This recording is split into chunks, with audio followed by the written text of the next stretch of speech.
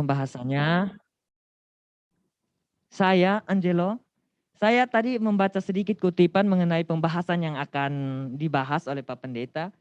Kalau saya, menurut saya lebih banyak perempuan yang keluar dari gereja, bukan laki-laki, menurut saya. Kalau menurut Angelo bagaimana?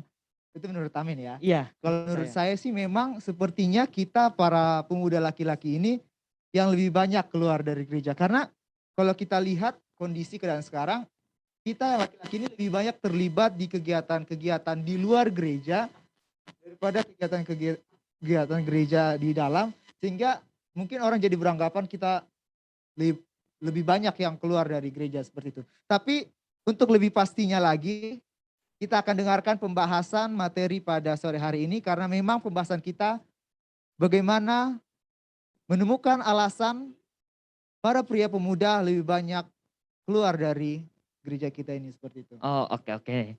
Mari kita akan mendengarkan bersama-sama, tapi jangan lupa kita mendengarkan dan kita siapkan jika ada pertanyaan. Karena di akhir dari pembahasan kita, kami dari studio memberikan waktu. Jika ada yang bingung, ada yang ingin bertanya, kami akan berikan waktu. Dan juga untuk yang di live Facebook, boleh juga memberikan pertanyaannya di kolom komentar karena juga akan dilihat oleh tim Mediakom di sini.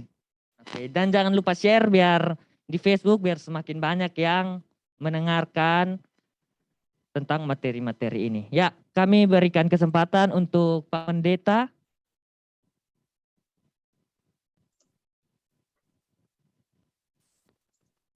Oke, selamat sore bagi kita semua. Memang tadi agak terlambat karena HP saya terjatuh. Untuk mencari passwordnya dan ID-nya jadi susah. Saya harus cari orang dulu sampai ketemu. Untuk saya ketemu dengan Dr. Hansel yang punya nomornya Pendeta Kanajo sehingga bisa dapat password dan ID ini. Kalau tidak ya saya tidak bisa masuk sama sekali karena HP-nya sudah jatuh dan hilang. Dan sekarang saya berada di Rumah Sakit Advent Bandar Lampung dan saya akan bagikan share screen. Boleh ditolong host dikasih izin. Oke, sudah Pak Pendeta. Baik.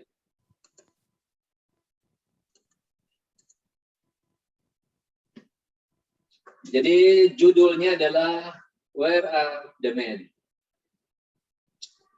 Jadi waktu 2017 ada pawai besar dari pawai Paskah di Kupang.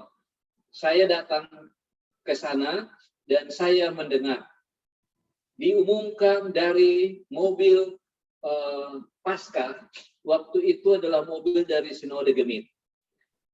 Mobil itu mengumumkan demikian, panggilan kepada kaum pria untuk masuk gereja. Oleh karena di gereja tidak ada kaum pria. Kalaupun ada, hanya sedikit. Jadi ternyata bukan hanya di gereja Masih Advent Hari ke-7 yang tidak ada laki-laki. Tapi di gereja-gereja lain pun ternyata laki-lakinya tidak ada. Sudah ada yang mencoret ya? Pastor Kanajo sudah mulai ada yang mencoret. Ya, kita lagi melacaknya. Jadi ternyata memang laki-laki tidak ke gereja, hampir di semua gereja, bukan hanya di gereja Advent. Nah, saya ingin memberikan kepada kita data dulu, data. Adapun rasio penduduk berdasarkan jenis kelamin, setiap 102 penduduk laki-laki berbanding dengan 100 penduduk perempuan. Ini artinya laki-laki lebih banyak dari perempuan. Kalau laki-laki lebih banyak dari perempuan, harusnya lebih banyak laki-laki ada di gereja, harusnya. Mungkin ada data yang lain. Ini data dari sensus penduduk tahun 2020. Ya, karena sensus penduduk itu diadakan 5 tahun sekali, maka dia punya data itu 5 tahun lalu. 5 tahun lalu ini datanya perempuan. Datanya perempuan adalah 133,54 juta perempuan Indonesia. Dengan kata lain, itu adalah 49,42%. Penduduk Indonesia adalah perempuan. Sementara kaum laki-lakinya ada 136,66 juta atau 50,58%. Ini artinya memang laki-laki lebih banyak dari perempuan. Jadi secara logika seharusnya memang laki-lakilah yang paling banyak di gereja, harusnya. Tapi boleh jadi tidak juga harus begitu. Kenapa? Karena belum tentu semua laki-laki orang gereja. Nah, ini penelitian dari gereja Advent. Penelitian dari gereja Advent menyatakan bahwa 55-65% peserta atau yang hadir di gereja adalah wanita. Ini survei di gereja, survei langsung di gereja dari bangku ke bangku di Amerika Serikat. Jadi 60% wanita menyatakan bahwa gereja itu penting di dalam kehidupan mereka, sementara perempuan laki-laki itu hanya 47%. Jadi di survei ini laki-laki menganggap bahwa gereja itu tidak penting. Dan yang penting itu hanya 47%. Ini survei gereja Advent ini. Berarti surveinya di gereja Advent. Nah sekarang alasannya, kenapa laki-laki tidak mau ke gereja? Menurut laki-laki yang tidak mau ke gereja dikatakan bahwa lagu penyembahan itu adalah lagu cinta. Nah, lagu cinta itu lebih cocok kepada perempuan daripada kepada laki-laki. Itu alasan pertama. Alasan kedua adalah khotbahnya mengenai penyembuhan, mengenai kelompok kecil, mengenai kelompok pendalaman Alkitab. Kalau retreat, kalau ada retreat, tema retreatnya adalah mengasuh anak, memberi makan, sementara kegiatan yang bersifat maskulin itu jarang ditemukan di gereja. Inilah yang membuat para laki-laki tidak mau masuk gereja. Karena alasannya gereja itu sudah feminin. Identik dengan perempuan. Gereja sudah identik dengan perempuan. Jangan lupa bahwa memang di Alkitab, gereja itu dilambangkan juga dengan perempuan. Tapi bukan karena gereja itu lambangnya perempuan, lalu laki-laki tidak boleh. Karena itu hanya lambang. Tetapi keselamatan itu kepada semua manusia. Hanya masalahnya adalah di gereja Advent, orang-orang muda mengatakan bahwa muda mau masuk gereja tidak penting. Karena pertama, semua yang dibicarakan di sana tentang cinta. Padahal cinta itu miliknya perempuan. Apalagi yang disebutkan. Mimbar digunakan hanya untuk mengkritik para pria remaja dan para pemuda. Kalau mereka lagi main games, orang-orang tua menegur mereka dari mimbar. Amin. Jangan main games. Jadi akhirnya dia malu datang, malas datang. Nonton film porno. Itu dikritik dari mimbar. Itu alasan kenapa mereka meninggalkan gereja. Tetapi tidak memberikan solusi pada kritik tersebut. Jadi orang-orang tua ini pandai mengkritik, tapi tidak ada solusi yang diberikan. Ini menurut para remaja di gereja Advent. Atau dibilang gini, Amin, rambutmu tuh potong. Seharusnya kan bagus. Tapi kalau sampai situ kurang bagus. Harusnya, Amin, ini ada uang 50.000 potong rambut. Itu solusi.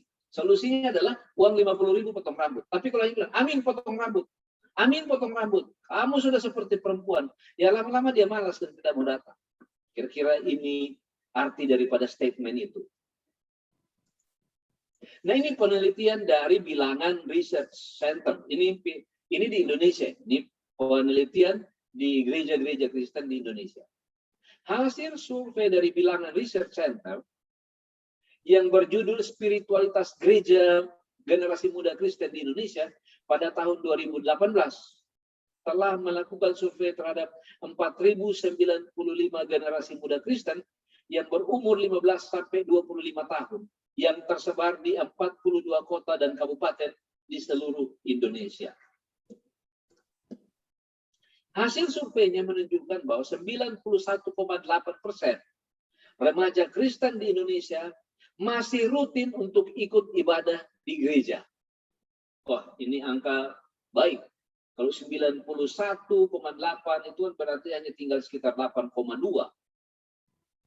Baik itu ibadah umum maupun pemuda atau remaja. Rutin yang dimaksud adalah minimal 2-3 kali dalam 1 bulan. Jadi rutin itu tidak terus-menerus. 1 bulan 4 kali, tidak. Hanya 2 kali atau 3 kali. Berarti memang dia ada bolos 1 kali. Nah, kalau dia bolos 1 kali masih dihitung rutin, dia bolos 2 kali masih bisa dihitung rutin, ya lama-lama dia akan datang cuma 2 kali. Lama-lama dia tidak datang lagi. Hal ini mungkin terlihat baik pada awalnya. Akan tetapi mari kita cermati lebih jauh detailnya. Detailnya malah bisa menyakitkan kita semua karena persentase remaja yang tidak rutin beribadah meningkat seiring dengan kelompok usianya. Jadi ini juga disebutkan oleh Dirjen Bimas Kristen Protestan bahwa anak-anak di Jakarta dan di sekitar Jabodetabek itu mereka akan meninggalkan gereja pada usia 14 sampai 15 tahun. Itu anak-anak itu sudah tidak ada lagi di gereja, itu di Jakarta dan di Jabodetabek, Jakarta, Bogor, Tangerang dan Banten. 15 tahun. Nah, pada rentang usia 15 sampai 18 tahun, jumlah remaja yang tidak rutin beribadah sebanyak 7,7%. Ini anak 15, remaja 15 sampai 18. Nah, pada usia meningkat dia 10,2% pada usia 19 sampai 22 tahun. Jadi waktu dia sudah umur 19, dia sudah 10% tidak masuk gereja. Dan ketika dia sudah umur 23 sampai 25, sudah 13% tidak masuk gereja. Artinya apa? Ketika dia naik tingkat, semakin merosot. Jadi kalau begitu, maka dari 7% sudah tidak masuk gereja, masih lewat sekitar 82%, tapi nanti begitu umurnya naik, dia akan keluar lagi 10%, berarti tinggal 70%, naik lagi dia akan keluar lagi 13%. Jadi akhirnya dia sampai umur 25, sesungguhnya angkanya sudah sangat besar, sudah lebih dari 20, sudah hampir 30%. Tidak ada lagi di gereja ketika dia mencapai umur 25 tahun. Peningkatan terjadi secara konsisten. Jadi ingat, jadi dia konsisten angka ini. Tidak fluktuasi. Kalau dia fluktuasi, oke. Dia bisa 20%, 15%, 10%. Tapi angka ini konsisten. Bahkan hampir 100%. Jika dilihat dari rentang usia termuda ke rentang usia terdewasa, dapat diprediksi akan semakin tinggi persentase pada rentang usia berikutnya. Artinya 26 ke 30 itu akan lebih besar, 31 ke 40 lebih besar, dan selanjutnya angka ini akan semakin besar. Dan ini sangat merisaukan gereja di masa yang akan datang. 33,3% dari mereka yang mengatakan karena mereka mengasihi itu 33,3%.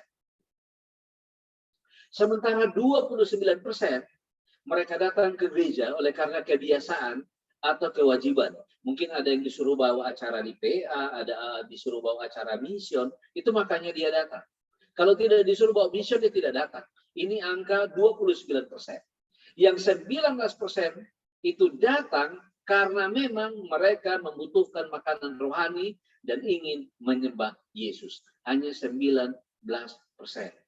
Jadi, angka-angka ini sangat merisaukan gereja. 11% senang dengan kegiatan ibadah remaja, pemuda. Dan masing-masing alasan tersebut memiliki potensinya masing-masing. Jadi mereka ini punya kelompok-kelompok usia ini, punya gengnya, dan kalau dia hilang, ya dia hilang berdasarkan usia dengan angka yang konsisten. Nah, mereka yang datang rutin karena kewajiban, baik itu pelayanan maupun keluarga, disuruh-suruh keluarga, sangat berpotensi untuk meninggalkan gereja jika sudah mendapat kebebasan. Jadi kalau nanti dia sudah tidak lagi diwajibkan, ya sudah dia tidak akan ke gereja lagi. Nah itu lihat angkanya tadi, itu angkanya 28% dan 21%. Itu artinya 49, 50%. Sudah 50% berpotensi untuk meninggalkan gereja. Sedangkan mereka yang datang karena makanan rohani berpotensi untuk pindah ke gereja lain jika sudah tidak mendapat makanan yang sesuai dengan kebutuhan gizi mereka. Artinya, kalau dia ada di gereja karena khotbahnya bagus, dia akan datang. Ketika khotbahnya itu sudah tidak bagus, dia akan tinggalkan gereja. Jadi dapat dikatakan bahwa 1 dari 3 remaja Kristen yang rajin ke gereja berpotensi untuk tidak lagi rutin ke gereja. 1 dari 3. Jadi kalau 1 dari 3 pemuda Advent Kupang itu kita katakan kalau ada 300, maka itu ada 10, itu ada 9 dari 3 dari 10. 3 dari 10 itu sudah punya potensi untuk tidak lagi rutin ke gereja. Dan 1 dari 5 remaja Kristen yang rajin ke gereja berpotensi untuk pindah ke gereja lain. Ke gereja yang bersemangat. Ke gereja yang hidup-hidup. Itu makanya gereja-gereja, kita katakan gereja-gereja konvensional. Gereja-gereja yang solemn. Gereja-gereja yang kebaktiannya harus tenang. Seperti Protestan, Advent, dan Katolik, dan lain-lain yang sedikit lebih tenang, begitu, itu berpotensi sekali untuk kehilangan anggotanya, karena di gereja lain itu gereja yang hidup-hidup. Itu bisa saja terjadi dan kita tidak bisa hambat kalau memang kita punya gereja seperti itu. Dan khotbahnya pun sudah tidak lagi baik. Ini tantangan besar kepada para pendeta atau gereja. Bagaimana dengan yang sudah tidak rutin? Itu tadi rutin mengasihi Yesus bisa hilang 1 dari 3 dan 1 dari 5. Bagaimana dengan yang sudah tidak rutin? Apa alasan mereka untuk mulai berhenti datang ke gereja? Sebanyak 28,2% mengatakan bahwa ada banyak kegiatan yang menarik di luar gereja. Sehingga mereka lebih baik ke sana daripada ke gereja. Nah, kebetulan saya juga di bagian sekolah sahabat. Orang malas sekali datang ke sekolah sahabat. Kenapa? Karena orang-orang yang bawa acara di sekolah sahabat tidak menyenangkan. Contoh, bacaan mission tidak dibawa ke rumah untuk dipelajari, dihafal, kemudian disampaikan dengan menarik, malah ditinggal di gereja. Tidak datang lagi, akhirnya orang lain lagi yang dikasih, akhirnya dia baca juga sudah tidak lagi jelas, seperti kumur-kumur, orang semua tidak mendengar dengan baik, akhirnya orang malas, ya akhirnya orang bilang, sudah nggak usah kita pergi, nggak jelas pun itu mission, nanti kita datang kalau khotbah saja. Dan hal-hal yang seperti ini yang membuat anak-anak muda, remaja, pemuda bisa meninggalkan gereja. Karena kegiatan di luar menarik, lebih menarik. Dan 21,2% merasa bahwa pemimpin atau kepemimpinan gereja itu buruk. Para pemimpinnya nggak bagus. Pemimpin yang dimaksudkan di sini adalah majelis gereja, pendeta, karena mereka tidak akses langsung ke kantor daerah atau sinode. Mereka aksesnya kan dengan pendeta, dengan pemimpin-pemimpin di gereja tersebut. Pemimpin-pemimpin yang saya sebutkan di atas mengkritik tapi tak punya solusi. Sehingga itu sangat memudahkan mereka untuk keluar. Itu sebanyak 21%. Dan 12% menilai bentuk ibadah sudah tidak menarik lagi. Ya, ibadahnya monoton. Dan 11% merasakan banyak kepura-puraan di dalam gereja. Jadi tidak ada keteladanan di gereja. Semua itu hanya pura-pura saja. Itu sekitar 11%. Jadi coba bayangkan, kalau di gereja ada kepura-puraan, di gereja ibadahnya tidak menarik, kepemimpinannya pun ya buruk. Itu pemuda-pemuda sekarang akan keluar, tidak datang lagi. Akan meninggalkan gereja. Dan ketika mereka meninggalkan gereja, gereja akan semakin sepi, gereja akan semakin yang nggak ada semangat lagi, karena orang-orang tua nyanyinya pun kan memang sudah tidak semangat. Pemimpin atau kepemimpinan yang dimaksud itu meliputi, jadi bukan hanya orangnya, tapi meliputi visinya. Pemimpin-pemimpin gereja tidak ada visi yang besar dan menantang. Ini pendeta-pendeta jemaat, khususnya pendeta-pendeta. Ini kan kita bicara soal Kota Kupang. Pemuda PAG Kota Kupang. Ketika pendeta-pendeta di kota sudah tidak punya visi lagi yang besar, di gereja itu, ya apa yang mau dijual kepada para pemuda dan remaja. Sementara pemuda dan remaja, mereka ini sudah sangat dekat dengan teknologi. Sehingga kalau tidak diimbangi jadi masalah. Tidak melibatkan kaum muda dalam tanggung jawab pelayanan. Ini yang berikut. Jadi anak muda ini mau dilibatkan, tapi tidak dilibatkan. Jadi dia datang, duduk, manis, pulang. Besoknya tidak datang lagi. Yang ketiga adalah tidak memahami pola pikir anak muda karena kolot dan otoriter. Jadi orang-orang tua ini kalau melihat orang pakai sepatu Keds ke gereja, kok sepatumu itu? Ini karena kolot mungkin. Atau rambut panjang ke gereja. Kalau rambut panjang mungkin masih tolerir. Gimbal. Ini kan banyak orang yang seperti itu yang mau masuk gereja. Padahal nggak bisa masuk karena rambutnya. Jadi pola untuk memikirkan pola pikir pemuda itu nggak nyampe lagi orang-orang tua itu. Yang kemudian dapat dikatakan bahwa 61,8% remaja merasa bahwa gereja itu sudah tidak menarik dan tidak cocok lagi bagi mereka. Ya, jadi ini memang jadi kesulitan dan kesusahan bagi gereja-gereja di kota yang tidak mengupgrade dirinya. Jadi yang jadi masalah kan sekarang Zoom, semua Zoom, Facebook, YouTube, sementara pendetanya atau majelisnya tidak paham ini, tapi tidak dilibatkan anak muda. Waduh, saya pernah gereja di satu gereja yang operatornya LCD, nenek-nenek umur sekitar udah pensiun, ya mungkin 67, 68 sampai 70 tahun umurnya. Padahal ada anak muda banyak, operatornya nenek-nenek. Itu operator itu. Kan jadi anak muda yang mau dikasih kesempatan untuk berkarya. Sebaliknya apa kegiatan yang paling bermanfaat menurut remaja yang datang secara rutin? 9 responden berkata bahwa khotbah hari Minggu, ini kebetulan ini hari Minggu punya, hari Minggu merupakan hal yang paling bermanfaat bagi mereka. Jadi ya ini kalau khotbahnya baik kan, dia bilang bermanfaat. 17% mendapat manfaat terbesar dari kesempatan yang diberikan untuk melayani.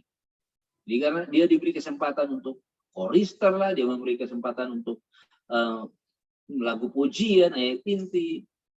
Sebanyak 11,5% merasa paling terberkati oleh adanya Bible study, seminar-seminar. Dapat kita lihat bahwa dua kegiatan paling bermanfaat bagi remaja yang sering datang sama dengan dua alasan terbesar bagi mereka yang telah meninggalkan gereja.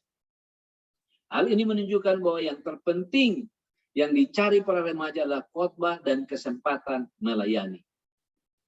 Jadi khotbah bagus, dia dilibatkan, dia tinggal di dalam gereja.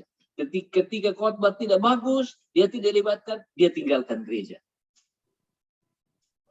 Jadi kalau kita lihat di dalam kitab juga ada banyak sekali orang muda yang dipanggil untuk melayani seperti Daniel, Sadrak, Meshach, Abednego, Yusuf. Masih di bawah umur 40, mereka sudah menjadi pemimpin-pemimpin besar pada waktu itu. Ini sekarang yang tua tak mau mundur-mundur, jadi yang muda akhirnya nggak bisa. Sementara itu ada data lain dalam survei ini menunjukkan bahwa bagi remaja yang merasa bahwa khotbah yang disampaikan berguna dan relevan bagi hidup mereka, ada 93,9% responden yang ikut ibadah secara rutin, sedangkan bagi yang tidak merasa hanya sekitar 63,7%. Dapat dikatakan bahwa remaja yang mendapat khotbah yang tidak berguna dan tidak relevan dengan hidup mereka akan 6 kali lebih mungkin untuk meninggalkan gereja. Jadi bayangkan 6 kali lebih mungkin. 6 kali lebih mungkin meninggalkan gereja. Kalau khotbahnya tidak relevan. Jadi bagi orang-orang di gereja, orang-orang tua di gereja, tidak bisa main anggap enteng dengan bicara di khotbah. Jangan anggap enteng, ulang-ulangi itu kata-kata yang sama, orang muda ingat dan bisa saja dia tidak akan datang. Sama halnya dengan relevansi khotbah.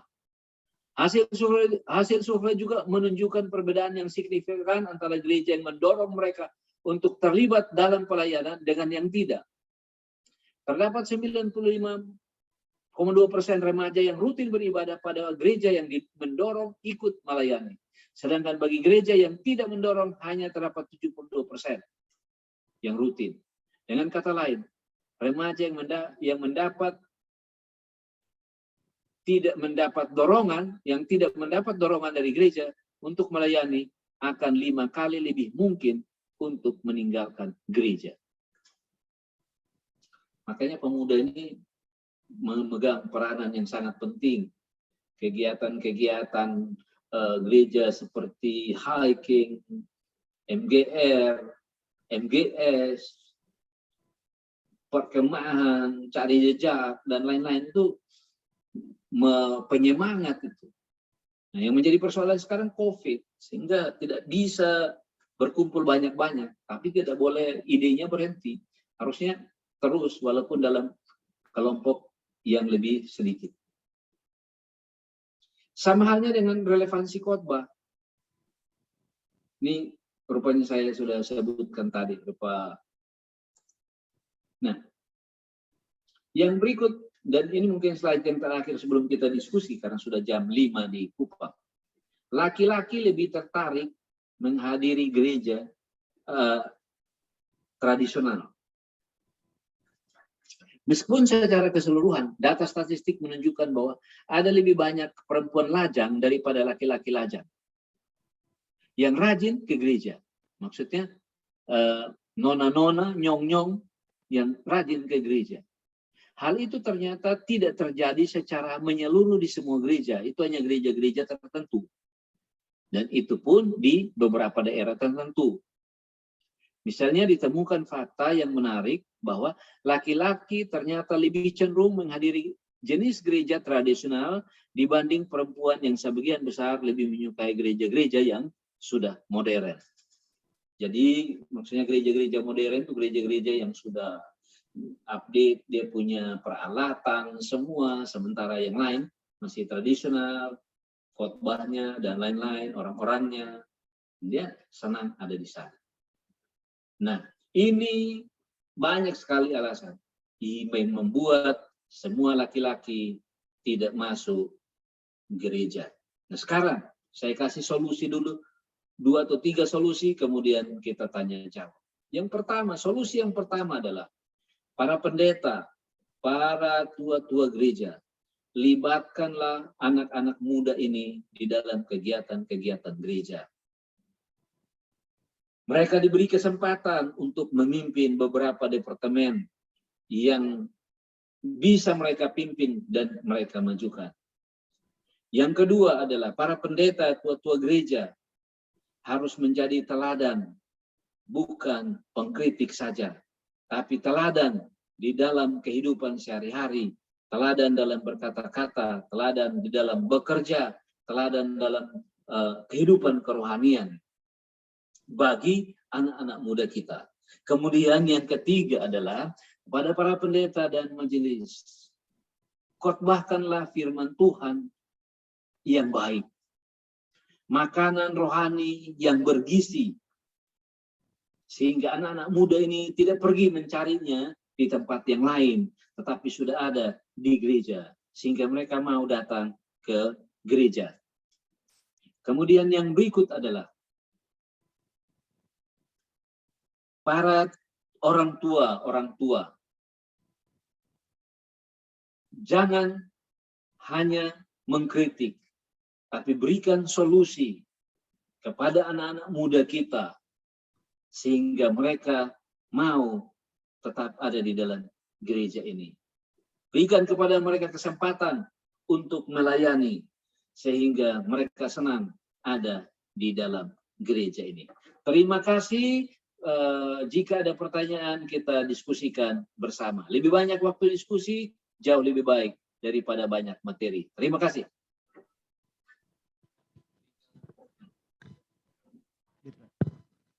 Sebelum masuk ke sesi diskusi, kami mengucapkan terima kasih dulu buat pendeta atas pembahasan yang telah disampaikan. Semoga kedepannya dengan berlanjut usianya kami para pemuda ini, saya dengan Amin ini bisa bertahan tetap di gereja seperti itu. Dan juga teman-teman semua. Betul sekali, Amin. Sebelum kami membacakan pertanyaan yang sudah ada, saya ingin menanyakan satu pertanyaan kepada Ketua PAG saja. Ada Saudara Mayer? Ada. Saya ingin bertanya, kenapa kakak biar lebih sopan gitu. Kakak Mayer masih bertahan sampai saat ini di gereja. Saya ingin mendengarkannya. Ya, kenapa masih bisa bertahan hingga pada saat ini? Karena kalau saya contohnya langsung di gereja saya saja, kami orang-orang muda sering diberikan kesempatan, lebih banyak diberikan kesempatan untuk melayani di setiap acara. Jadi itu yang membuat saya masih bisa bertahan dan juga memang iman kepercayaan saya seperti itu. Mungkin seperti itu Kak, Bro Amin. Oke, terima kasih. Kalau ini dari bukan anak pendeta, tapi saya ingin menanyakan dari anak pendeta. Ada Jenner di sana. Saya lihat di sini ada Jenner nih. Kan pasti alasannya selalu karena saya anak pendeta. Di luar dari anak pendeta, saya ingin mendengarkan. Coba. Kalau dari saya lebih banyak didikan dari orang tua. Pokoknya kalau mau bilang pengalaman secara di gereja, dari tadi saya perhatikan materi dari Bapak Pendeta Mesnik, memang benar bahwa orang-orang muda tidak lagi percaya diri di gereja karena seringnya dikritik. Itu menurut saya. Saya punya pengalaman pribadi sedikit bahwa saya ketika saya masih SMP, saya gereja di sebuah gereja. Ketika saya baru masuk di gereja itu, saya salaman sama orang tua ini. Terus dia bilang, oh ini kamu ya anak pendeta yang nakal. Di situ saya sakit hati, tapi ketika saya pulang, saya tanya ke ibu saya, terus ibu saya bilang, iya anak pendeta itu harus jadi contoh. Jadi menurut saya, ini sebenarnya pelajaran bagus untuk orang-orang muda, bahkan tua-tua gereja, pendeta-pendeta, bahwa aset terpenting sebenarnya di gereja itu adalah orang muda. Mengapa orang muda? Karena setelah tidak adanya orang tua, maka orang muda itu akan melanjutkan. Jadi menurut saya bahwa biar orang-orang muda itu tidak berpikir lagi bahwa saya memilih gereja Advent memang karena saya lahir di keluarga Advent, tidak. Tetapi saya memilih gereja Advent karena saya punya iman di gereja Advent, seperti itu. Terima kasih. Oke, terima kasih. Mungkin ini juga sebagai pembelajaran untuk kita, teman-teman, orang-orang tua semua yang ada hadir. Oke, buat teman-teman yang mau bertanya, boleh. Oke, ada pertanyaan yang masuk.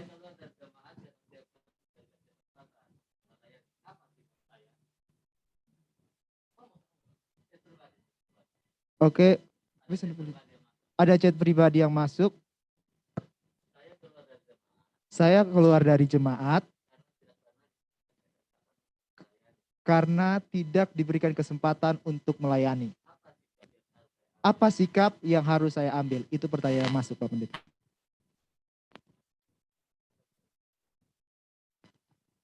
Mungkin Pak Pendeta Mesnik bisa menjelaskan. Putus. Bagaimana?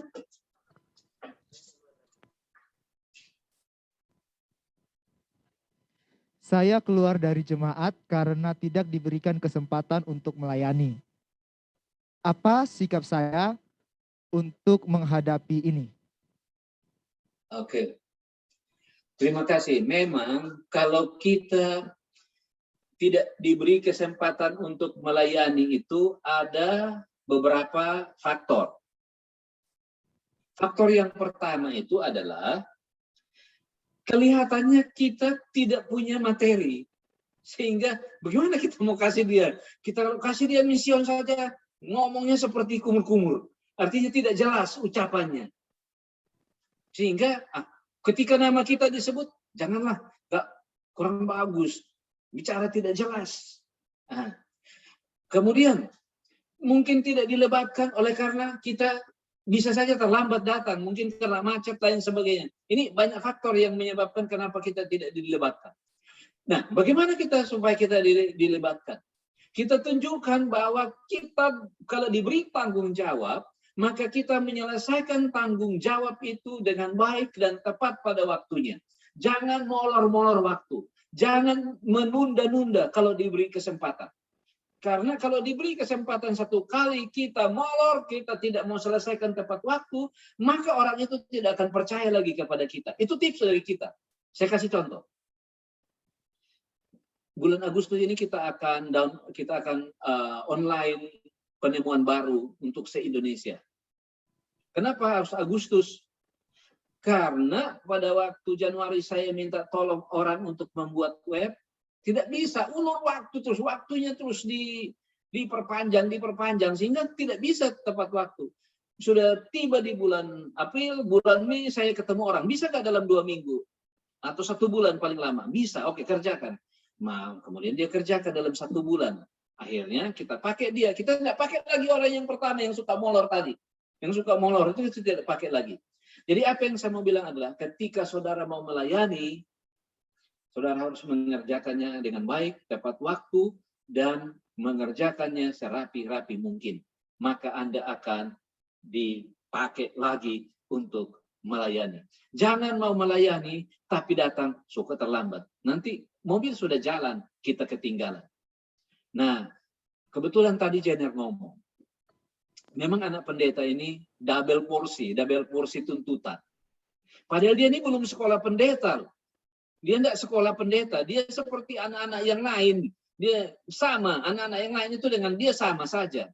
Tapi karena bapaknya pendeta, dia mendapat press 2 kali lipat. Sehingga lebih banyak anak pendeta yang kemudian keluar dari gereja. Mereka keluar bukan karena mereka keinginan sendiri, tapi tekanan yang besar sekali kepada mereka, yang mereka tidak sanggup lagi, ya mereka keluar supaya bapaknya aman. Padahal dengan bapaknya aman, dia sudah nggak aman lagi karena dia sudah hilang. Dan itu saya ketemu seorang pemimpin besar di gereja kita dari General Conference. Anaknya, waktu itu kami sama-sama dari Bandung datang ke Jakarta, dia mau melihat anaknya, saya tanya, Pastor, kenapa anaknya nggak ke gereja? Dia bilang, waktu anak saya ke gereja pakai jeans, ketua gereja mengatakan, kau anak pendeta kau pakai jeans. Dia keluar dari gereja, dia tidak pernah datang lagi. Dia menjadi manajer di Opel, tapi dia tidak Advent. Dia tidak gereja lah, dia tidak gereja. Karena double porsi.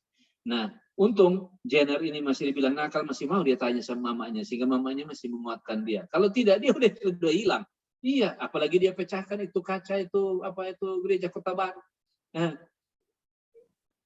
jadi, oh itu tekanan pasti sangat besar. Bapaknya pukul dia pakai ikat pinggang. Tapi ini yang perlu kita simak supaya kita bisa lebih baik. Oke, terima kasih. Saya pikir tunjukkan loh kita pemuda yang dapat dipercaya.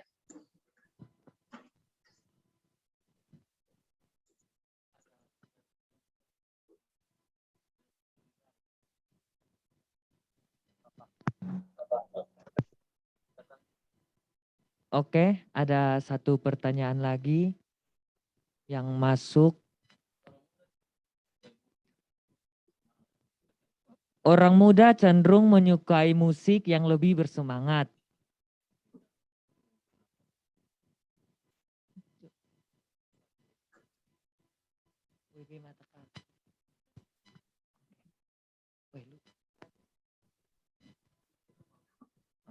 Terus Min, karena saya juga nggak bisa baca karena nggak pakai kacamata. Terus Min. Iya, Pendeta. Sebentar, saya juga masih lihat pertanyaannya Pak Pendeta.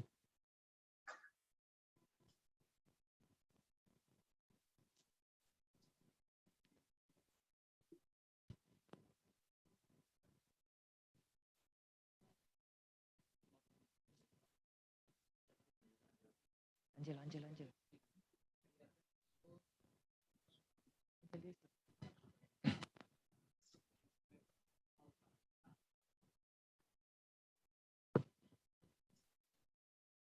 Tidak kelihatan, Min. Ya, ini Pak Pendeta. Ini mau bertanya dari Trimindala. Orang muda cenderung menyukai musik yang lebih bersemangat. Misalnya dengan menggunakan alat musik drum. Sedangkan kita orang Advent menggunakan alat musik piano ataupun gitar dan lain-lain yang lebih lembut. Dan itu sesuai dengan pengalaman teman saya juga. Dia tidak bergereja karena musik gereja kita dia anggap tidak bersemangat. Jadi apakah kita yang harus merubah musik kita di dalam gereja atau bagaimana? Ini dari segi musik dalam gereja Pak Pendeta. Baik, terima kasih. Amin. Sudah dibacakan bahwa ini kebiasaan. Jadi karena dia sudah kebiasaannya adalah musik yang keras. Ketika dia datang kepada piano, dia punya kuping itu tidak cocok. Tapi kalau dari piano yang sudah biasa lembut, nanti dia pergi ke gereja yang drumnya ini juga kupingnya tidak cocok. Jadi ini masalah kebiasaan. Jadi kita tidak akan merubah gereja kita, dia punya musik, dia punya lagu, dia punya ini, kita tidak rubah, tapi kita akan membiasakan telinga kita untuk mendengarkan musik yang tidak emosi saja, tapi penyembahan yang dari dalam hati, bukan emosi saja, tapi dalam hati, pikiran, dan total penyembahan. Jadi musik-musik yang tidak hanya membangkitkan emosi saja. Nah, memang kebetulan tadi saya gereja di sebuah gereja Advent yang pakai drum. Di Jumpun mereka tetap pakai drum, karena mereka sudah biasa, mulai dari gereja itu berdiri pakai drum. Bagi saya yang tidak terbiasa, kayaknya bising saya. Tapi bagi mereka yang sudah, karena itu hanya tergantung kebiasaan saja. Nah, ketika dia dibawa ke sini, ke gereja ini, lama-lama ya dia akan suka itu, dan dia tidak akan pergi lagi ke tempat yang bising. Nah, saya kasih contoh pengalaman dari teman saya. Dia punya anak laki-laki. Anak laki-lakinya ini masih umur, dia baru 11, 12. Dia selalu tanya bapaknya, Pak, diskotik itu seperti apa sih? Waduh, kalau dia itu dibiarkan pergi sendiri, kan kita tidak tahu apa yang dibuat di sana. Kemudian bapaknya bilang gini, saya antar nanti malam ke diskotik, saya antar. Kemudian bapaknya ini bawa dia lalu ditempatkan dia pas di depan speaker. Begitu musik keras dan sini kupingnya mau pecah, akhirnya dibilang, Pak, pulang kita. Dan mulai hari itu tidak pernah masuk lagi diskotik. Nah, jadi ini hanya kebiasaan saja. Jadi saya pikir bahwa hal-hal yang seperti ini perlu kita, ini masalah gereja, masalah musik ini sudah masalah majelis. Sehingga biarlah majelis yang memberikan jawaban yang pasti. Walaupun 1-2 bisa meninggalkan gereja karena musik. Terima kasih. Mungkin sebelum masuk ke pertanyaan-pertanyaan selanjutnya, ada tanggapan dari pendeta-pendeta yang ada di sini, dipersilahkan. Membawa acara. Ada kutipan hamba Tuhan, Suster White, di dalam buku Evangelisasi Orang Muda tahun 93. Kita mempunyai satu pasukan orang muda dewasa ini yang dapat berbuat banyak jika mereka dituntun dan didorong. Orang-orang muda, yang saya pikir sangat menarik perhatian. Ya, kenapa banyak orang muda yang hilang dari gereja atau mungkin jarang ke gereja atau selalu hadir wanita? Tapi kalau kita lihat presentasi tadi, maka dinyatakan bahwa pria banyak juga. Suster White sudah memberikan, apabila orang muda itu dituntun dan dilatih kepada hal yang benar. Jadi persoalan pemudaan atau mengambil bahagian di gereja, oleh karena kita tidak mempersiapkan generasi muda, atau mungkin kita tidak mempersiapkan penerus kader perjuangan daripada pelayanan gereja kita, yaitu kurangnya kita mempersiapkan orang-orang muda agar supaya mereka memiliki satu keterampilan, satu kepemimpinan, dan bagaimana mereka memiliki daya kreasi, bagaimana mereka memiliki idealisme kepribadian yang baik. Nah, ini semua harus dilatih, saudara-saudaraku, orang-orang muda. Kita tua-tua gereja ataupun para pendeta harus perlu melihat ini. Suster White mengatakan bahwa orang muda akan bisa betah di dalam gereja oleh karena kita mengerti kekuatan mereka. Kekuatan di sini bukan fisik yang kita lihat, tetapi bagaimana mereka memiliki satu keterampilan, satu talenta yang mereka peroleh. Kalau ini kita perhatikan dan kita dorong baik-baik dan kita arahkan mereka kepada tujuan yang benar daripada gereja kita, maka orang-orang muda akan betah melayani di dalam gereja kita. Nah, yang menjadi persoalan adalah pada waktu orang-orang muda melakukan satu kegiatan di gereja dan mereka melakukan kesalahan, kita langsung mengkritik, kita langsung mengecam, kita langsung memberikan teguran yang keras. Inilah yang membuat pemuda gereja tidak betah di dalam gereja. Kenapa ini bisa terjadi? Ya, kita gereja juga harus menyadari karena kita tidak melatih mereka untuk memiliki keterampilan yang bagus. Kita tidak melihat dan mengarahkan mereka bagaimana mereka memiliki potensi, kreasi, inovasi yang bagus.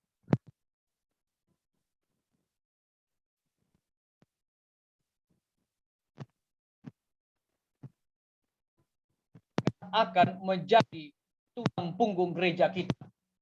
Saya sering mengatakan bahwa dunia mengharapkan orang-orang muda, masa depan gereja, masa depan bangsa. Tapi kenyataannya kalau saya pendeta melihat, kita menjadikan orang muda itu hanya tulang punggung kalau mau cat gereja. Mengangkat barang-barang yang besar, bangunan yang tinggi. Kita pakai pemuda itu hanya tulang punggungnya saja, kita pakai dia. Tapi setelah dia sudah keringat selesai bekerja, waktu pas jam makan bersama, kita tidak pernah memikirkan gimana orang muda yang memiliki kekuatan, semangat bekerja. Begitu saja pergi sampai kita makan.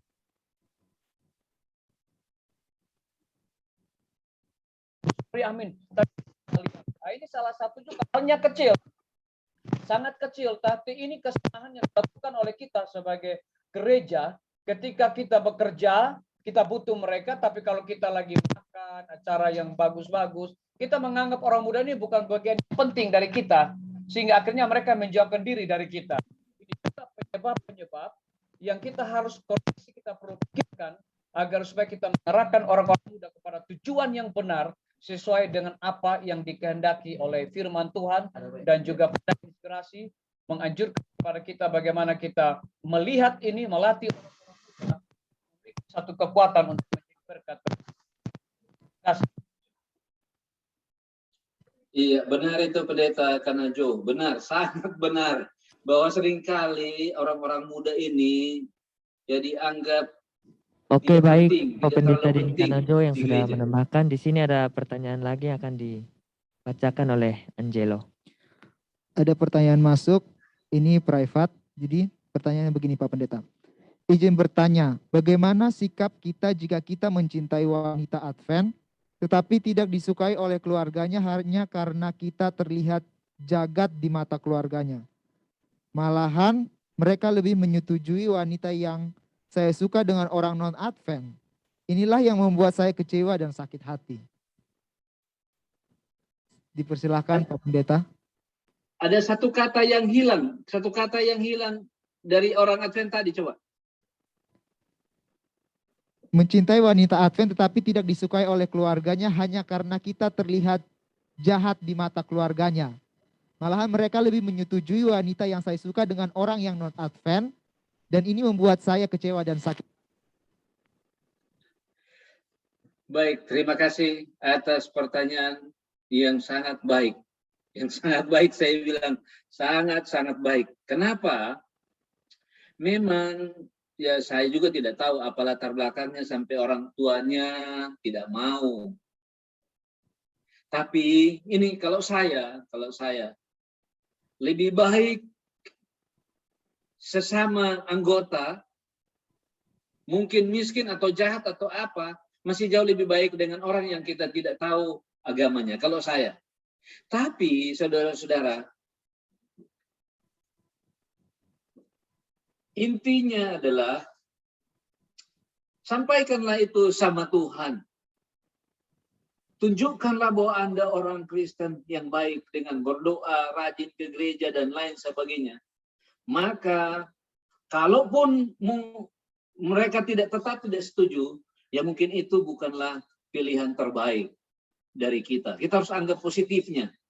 Kita tidak usah kecewa dengan mereka, karena kita tidak tahu juga apa keinginan mereka. Tapi kita harus yakin dengan diri kita bahwa dunia ini tidak selebar daun kelor.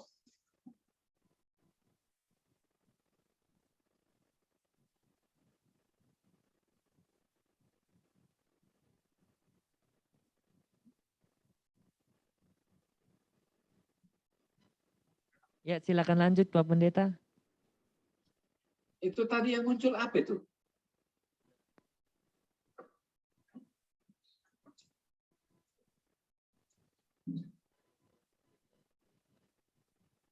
Tadi ada yang mencoba untuk share screen Pak Pendeta, tapi sudah ditangani oleh host. Oke. Mohon maaf. Jadi maksud saya, kita tidak tahu apa maksud daripada orang tua sana, karena memang kita tidak tahu itu. Tapi kita tahu diri kita. Kita tahu diri kita bahwa kita suka, kita doakan. Kalau memang itu bukan tidak, kita tunjukkan bahwa kita adalah orang pemuda yang baik. Walaupun kelihatannya seperti jahat, tapi kita adalah pemuda yang baik. Kita berdoa, kita juga tetap sopan, santun sama mereka. Mungkin lain kali mereka akan menyesal juga, kenapa bukan dia.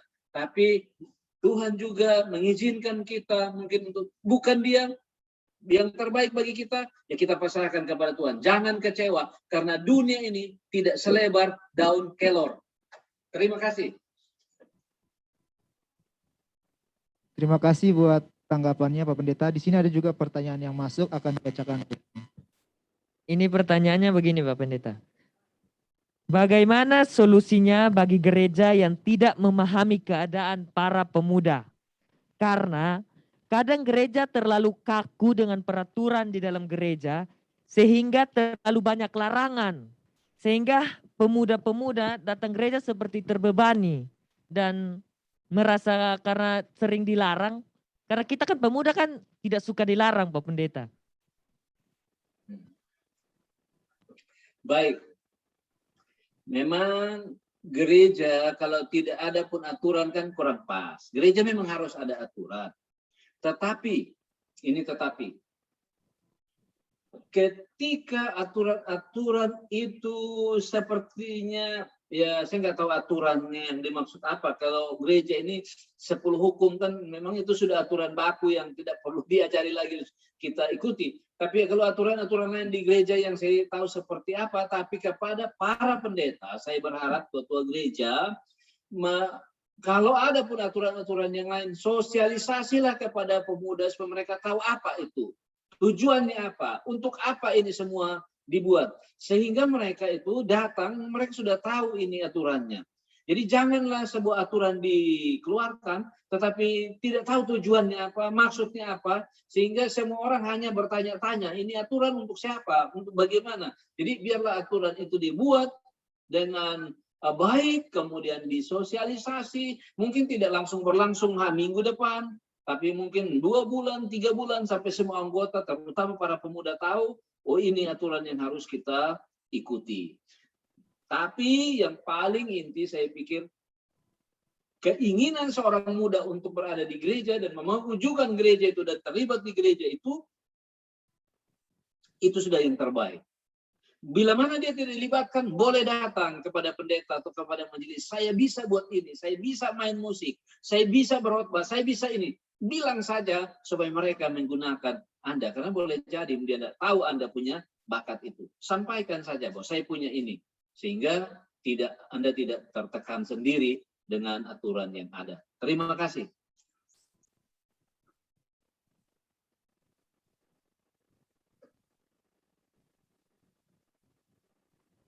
Terima kasih Pak Pendeta untuk bantuannya. Semoga jawaban dari pendeta ini buat teman-teman yang telah bertanya boleh membantu ya untuk problema-problema yang dihadapi. Mungkin. Jika ada pertanyaan lagi, ini waktu diskusinya kita panjang ya. Jadi teman-teman boleh bertanya. Di sini ada satu pertanyaan lagi yang masuk.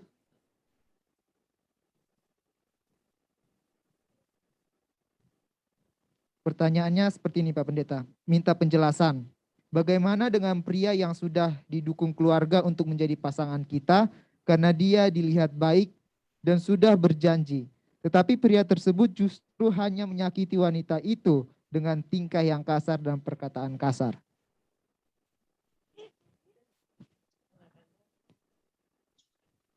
Baik.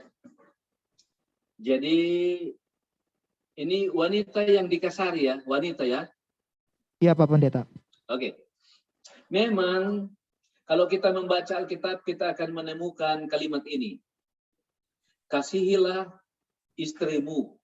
Sementara kalau perempuan dia bukan bilang kasih suamimu, tapi dibilang hormati suamimu. Kenapa dibilang kasihi istrimu? Karena tubuh wanita itu seluruhnya adalah cinta. Mulai dari ujung rambut sampai kaki itu adalah cinta. Itu sebabnya ketika dia sudah jatuh cinta, dia tidak bisa membedakan mana cinta yang asli dan mana cinta yang palsu. Nah, kalau masih pacaran, memang semua itu akan indah-indah saja karena yang lain-lain itu disembunyi-sembunyikan. Tapi bisa juga kekasaran itu keluar, kata-kata kasar keluar, dan yang lain-lain tepat pada waktunya. Bukan tepat pada waktunya, dimunculkan mungkin pada saat-saat yang tidak dia kesal dan lain-lain dia munculkan, dan itu aslinya.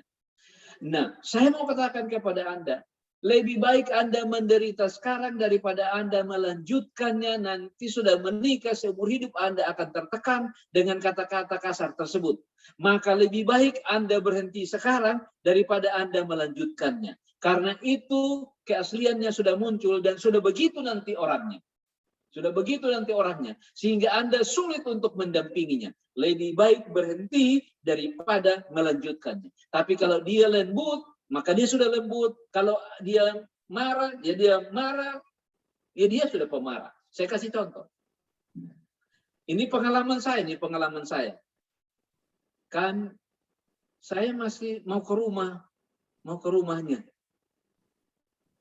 Tapi salah jalan. Salah jalan itu bukan 1 kali, salah jalan sampai 5-6 kali. Waduh, kita bisa marah. Ini rumahmu atau bukan? Kita bisa gebrak meja. Masa ini ke rumahmu jadi salah jalan? Kenyataannya, sebenarnya dia hanya mau menguji apakah ini orang pemarah atau bukan. Kalau pemarah pasti putus lah. Nah, jadi kita juga harus tahu posisi-posisinya ini di mana dan kemana. Sehingga pada saat itu, ya sudah kita nggak usah marah. Ngapain kita marah kalau memang sesat jalan? Ya udah 10 kali mau sesat tidak ada masalah. Kan lebih banyak waktu kita bersama daripada kita langsung sampai ke rumah. Kan gitu. Positifnya harus diambil. Jadi apa yang saya mau katakan adalah kalau dia sudah kasar berhenti. Karena sudah begitu nanti orangnya dan Anda akan menderita seumur hidup.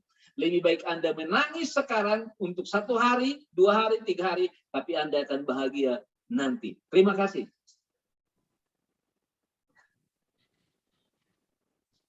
Terima kasih Pak Pendeta untuk jawabannya. Ini ada pertanyaan lagi masuk. Akan dibaca teman saya. Ini chat pribadi. Bagaimana jika pemuda yang punya bakat, dia saja yang diandalkan, tidak beri kesempatan kepada orang lain. Jadi kayak karena dia yang punya talenta seperti berbicara, dia terus yang disuruh jadi host. Dia rangkap semua. Itu bagaimana Pak Pendeta? Tidak ada kesempatan untuk orang lain. Jadi kayak dia di gereja. Dia yang punya gereja. Jadi begini saudara-saudara. Kita memang melihat bahwa ada orang yang suka tampil. Ada orang juga yang tidak suka tampil, tapi mau tampil. Nah ini. Ada orang yang suka tampil, tapi ada orang yang tidak mau tampil, tidak suka tapi mau tampil. Nah, ini berbeda.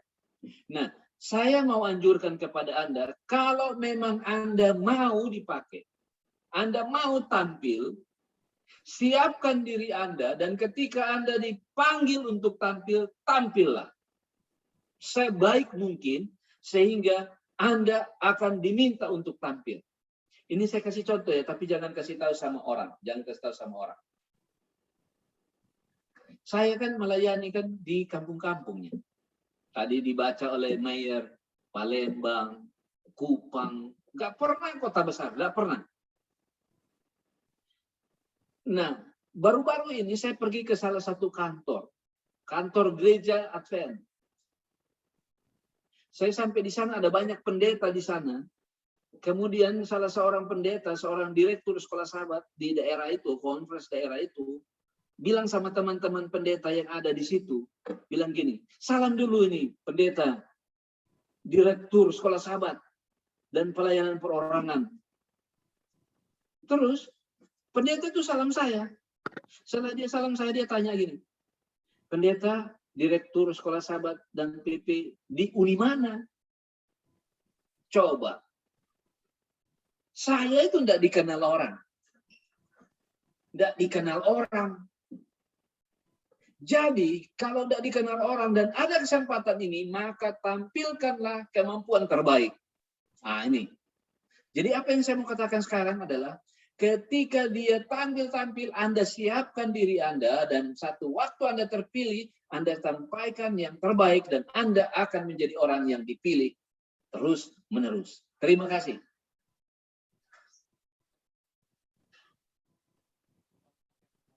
Terima kasih Pak Pendeta. Di sini ada lagi pertanyaan yang masuk. Mohon izin bertanya, biasanya dalam suatu gereja, jika orang-orang muda kedapatan merokok atau minum minuman keras bagi yang laki-laki dan bagi yang perempuan, maaf ya, hamil di luar nikah, biasanya dilakukan disiplin atau bahkan pemecatan. Nah, setelah dilakukan pemecatan, terkadang dari jemaat tidak merangkul atau memberi nasihat, tetapi dibiarkan begitu saja, dan akhirnya orang muda tersebut sudah tidak mau lagi untuk datang ke gereja karena hal seperti itu. Mohon penjelasannya. Iya, jadi ini kepada pendeta, majelis gereja yang suka baca peraturan gereja dan lain-lain. Pemecatan itu bukan pembuangan. Ini perlu dicatat. Jadi pemecatan atau disiplin bukan berarti dibuang. Tetapi disiplin datang dari kata disciple, artinya pemuritan. Ketika orang itu bersalah, maka dia harus dikasih tahu ini salahmu. Kalau kau mengaku bahwa kau salah, maka harus diperbaiki. Catatannya adalah dengan kita belajar ulang Alkitab, kemudian kita hidup baru kembali di dalam Yesus. Pengalaman saya, anak saya itu nomor 2 tuh merokok. Merokok ini. Merokok itu kira-kira dia SMP kelas 1. Iya, SMP kelas 1 itu. Saya tidak tahu kalau dia merokok. Tapi ada pendeta yang tahu dia merokok. Kemudian pendeta itu kasih tahu saya, pendeta, anak pendeta merokok. Oh ya? Saya tidak pernah lihat. Saya bilang, oh iya, tapi dia merokok. Oke. Kemudian saya bawa dia. Oke, naik mobil. Kita pulang, saya bilang. Naik dia. Begitu di warung, ada warung di pinggir jalan yang saya tahu itu jualan rokok, saya berhenti. Saya berhenti di situ. Kemudian saya kasih dia uang 20.000. Ini, belikan rokok kita di situ. Belikan rokok kita. Dan waktu saya katakan beli rokok kita, dia tuh memandang saya. Dan dia bertanya, loh kok pendeta merokok? Ya kalau saya nggak merokok ya, ini kan biar kau tambah merokok. Daripada kau merokok sembunyi-sembunyi, merokoklah di hadapan saya kan nggak apa-apa. Terus apa dia bilang? Mulai hari ini saya tidak merokok lagi. Memang saya merokok. Saya tidak mau merokok lagi. Memang ini disiplin. Disiplin. Saya berikan disiplin yang keras memang, langsung dan keras. Tetapi kemudian membuat dia tidak lagi merokok. Tidak lagi merokok. Sampai hari ini saya tahu dia tidak merokok walaupun dia sudah terpisah, tinggalnya terpisah, kosnya sendiri tidak mau. Karena tempat kerjanya jauh dari tempat tinggal saya, tidak mau tinggal di sini karena banyak ongkos, banyak ini nanti terlambat, akhir minggu baru dia datang. Jadi apa yang saya mau katakan adalah ada banyak cara untuk mendisiplin orang. Tetapi ketika mereka sudah didisiplin, dibacakan disiplin itu di gereja, maka tua-tua gereja, pendeta, anggota harus dekati mereka, kasih tahu mereka bahwa disiplin bukan pembuangan, tetapi pemuritan. Semua orang tidak sempurna, semua orang ada kesalahannya, dan kesalahan itu perlu dimaafkan. Tuhan Yesus mengatakan, aku mati ketika Anda masih berdosa. Ketika kita masih berdosa, Yesus mati bagi kita. Artinya apa? Kita juga diberi kesempatan kedua untuk bertobat. Terima kasih.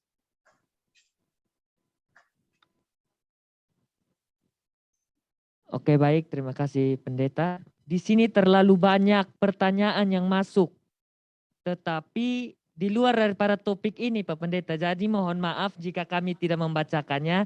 Nanti akan ada saatnya kami akan membahas tentang topik yang teman-teman semua sudah pertanyakan. Mungkin ada pertanyaan teman-teman yang lain yang langsung mau bertanya, boleh raise hand, akan diberikan izin oleh host.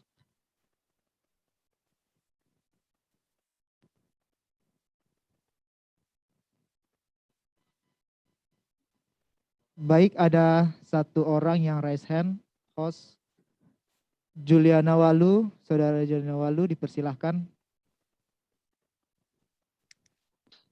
Baik, selamat sore. Terima kasih Pak Pendeta untuk materinya yang bagus. Di sini saya ingin bertanya, jika sudah terlanjur teman-teman orang-orang muda kita dari gereja karena perbedaan pendapat atau karena kebiasaan yang mereka tidak bisa terima sehingga itu membuat mereka memilih untuk tidak bergereja. Nah, di sini yang mau saya tanyakan adalah apa solusi yang bisa kita ambil ketika memang sudah terlanjur ada teman-teman orang-orang muda kita yang sudah tidak bergereja. Apakah dengan kita melawat saja atau ada solusi lainnya, Pak Pendeta? Terima kasih. Baik, ini Juliana Walu, anaknya Pak Daud Walu.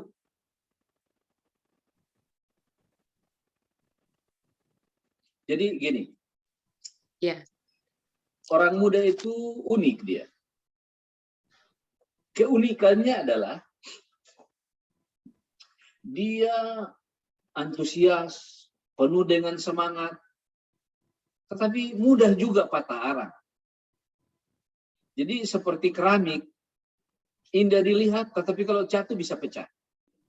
Nah, kalau dia sudah terlanjur seperti itu, tidak dia pecah, ya didatangi. Kalau memang kita bersalah, ya kita harus mengatakan, saya minta maaf karena saya yang membuat kamu tidak ke gereja. Kita harus berjiwa besar juga untuk mengakui bahwa kitalah yang telah membuat dia tidak ke gereja. Jadi kita tidak bisa mengatakan bahwa ya sudah memang kau salah, ya kau yang salah kok. Kalau nggak ke gereja nggak apa-apa, orang kau salah. Tidak bisa begitu juga. Jadi artinya kita mau mengatakan, oke, mungkin karena saya kau keluar, saya minta maaf. Mungkin kata-kata saya kasar, saya tidak sadari, saya minta maaf. Mari kita kembali ke gereja. Ini mungkin hal-hal yang baik yang bisa kita praktekkan agar dia kembali. Karena begini, kadang-kadang kita katakan itu baik menurut kita, tapi orang sudah tersinggung. Karena bahasa kita mungkin atau kata-kata yang kita pakai membuat dia tidak datang lagi ke gereja. Nah, saya kasih contoh, ini pengalaman saya. Pada waktu itu ada seseorang yang umurnya waktu itu masih sekitar 23, umurnya 23, pada umur saya 30 waktu itu. Jadi waktu saya berdiri begini berdua, kemudian karena lagi bikin KKR, saya panggil ke depan, terus saya bikin tebakan. Coba lihat, siapa yang lebih tua dari kami? Ya dia yang ditunjuk, yang umur 20-an, dengan saya dikatakan lebih muda. Nah, sekarang tersinggung dia. Kenapa orang ini, kok saya umurnya lebih muda, kenapa dia bilang ini yang lebih muda? Oke, saya nggak bersalah di sini. Saya tidak bersalah. Karena kan ini tes tanya saja. Tapi tersinggung dia. Tersinggung. Akhirnya saya harus ke rumahnya. Saya ke rumah, saya katakan kepadanya. Ini sebenarnya kan hanya teka-teki saja. Permainan saja. Tapi kalau Bapak tersinggung, saya juga minta maaf.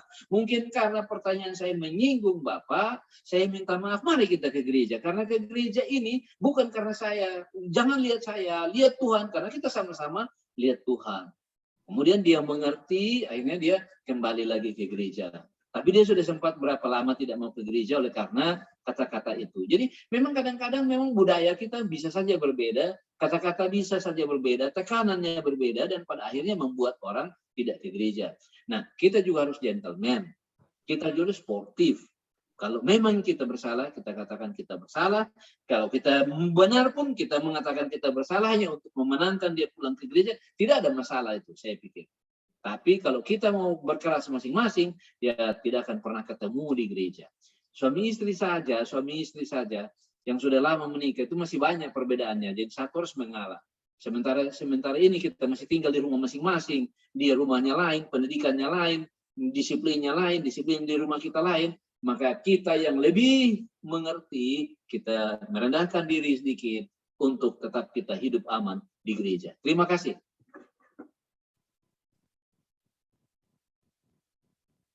Terima kasih Pak Pendeta. Ini yang pertanyaan terakhir, kesempatan terakhir ya.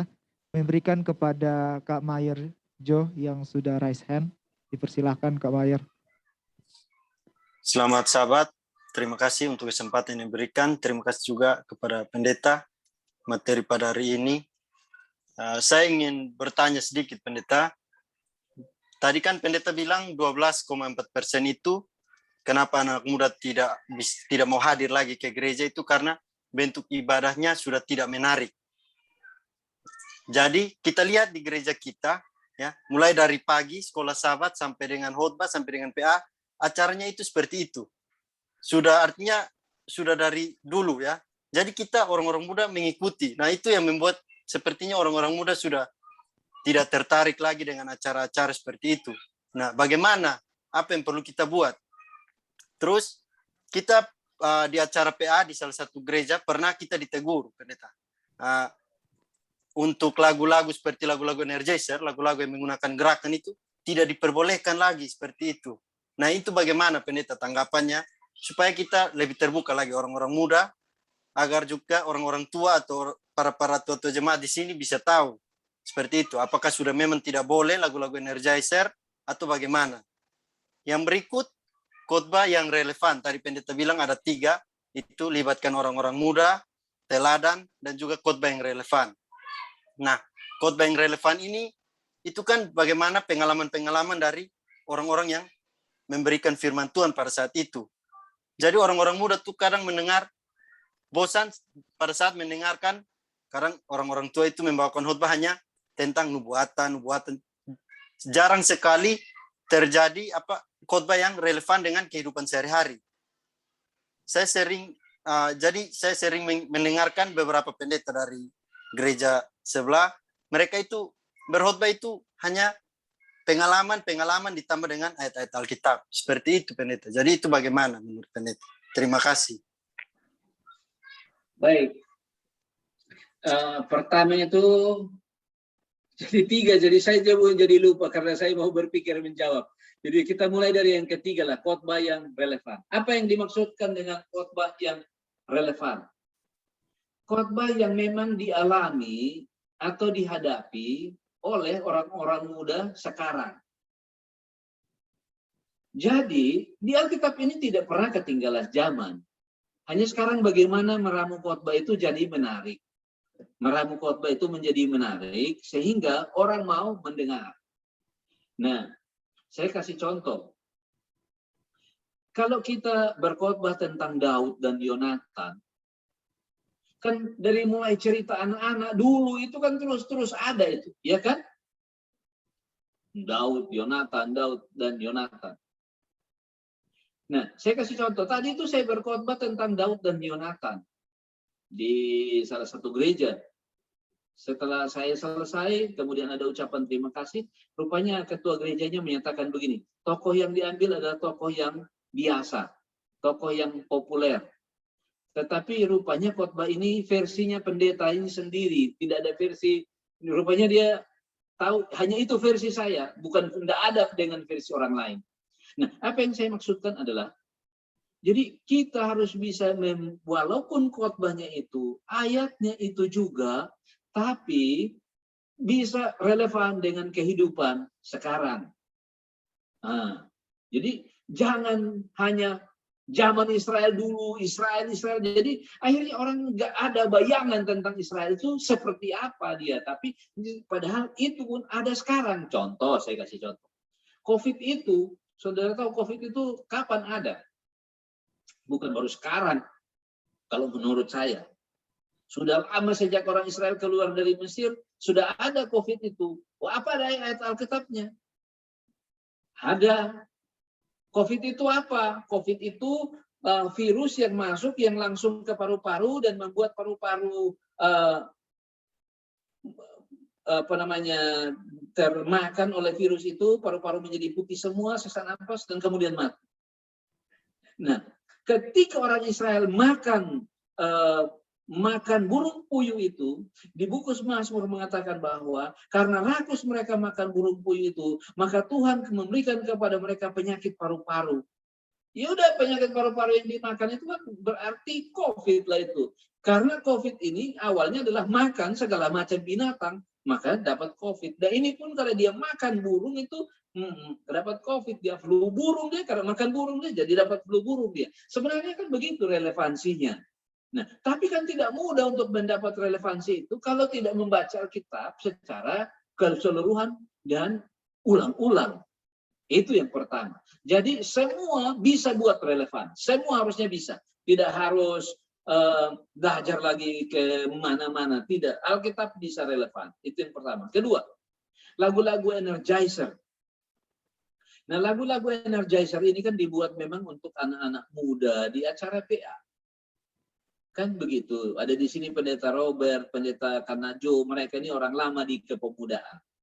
Dan memang ini membuat orang, gerakan-gerakan ini membuat anak-anak ini untuk bertahan di gereja dengan mengingat apa yang dia lakukan, itulah yang dia nyanyikan. Sebenarnya itu pelajarannya.